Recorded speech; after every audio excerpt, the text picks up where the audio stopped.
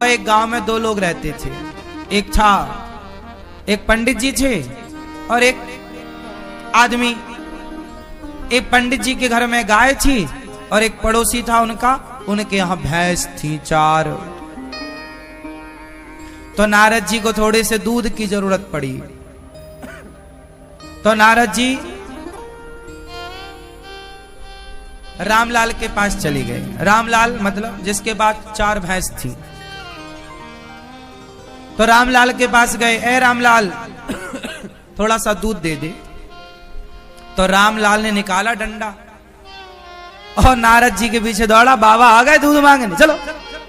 अब नारद जी भागे, हे भगवान बड़ा खतरनाक है रामलाल। नारद जी बोले अच्छा पंडित जी के पास गए। पंडित जी राम राम, थोड़ा सा दूध चाहिए, क्या मिलेगा?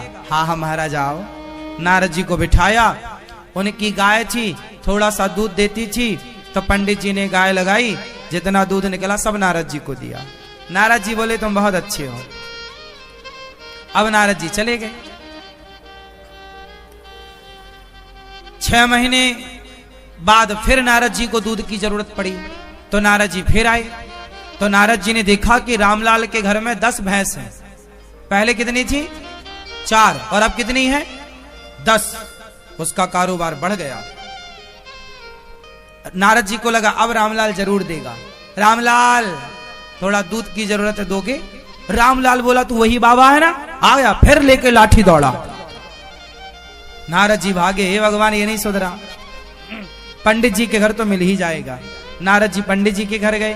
पंडित जी राम राम, वो थोड़ा दूध की जरूरत थी। पंडित जी बोले हमारी तो गैया ही मर गई। हमारी तो गैया मर गई। अब नारद जी को गुस्सा आया कि भगवान का नियम बिल्कुल गलत है। क्यों? अरे जो पंडित जी बेचारे हमारी मदद कर रहे थे, सबकी मदद करते हैं, उनकी तो गैया ही मर गई। और जो किसी को एक बूंद दूध देने को तैयार नहीं, किसी की हेल्प नहीं करता, उसकी 4 से 10 हो गई। कैसा विधान है ईश्वर का? जो अच्छा करता है उसका बुरा होता है, और जो बुरा कर रहा है उसका अच्छा हो रहा है। ये भगवान का कानून बहुत खराब है। नारद जी गुस्से में, आंखें लाल लाल, गए मुंह फुला। हे भगवान। भगवान जी लेटे, चरण दबा, लक्ष्मी जी दबा रही। नारद जी बोले थोड़ा उठ के घूमा भी करो, दिन भर लेटे ही रहते हो, क्या क्या हो रहा है आपको कुछ पता ही नहीं है। भगवान बोले क्या हुआ? बोले आपका कानून बदलो। क्या गड़बड़ है?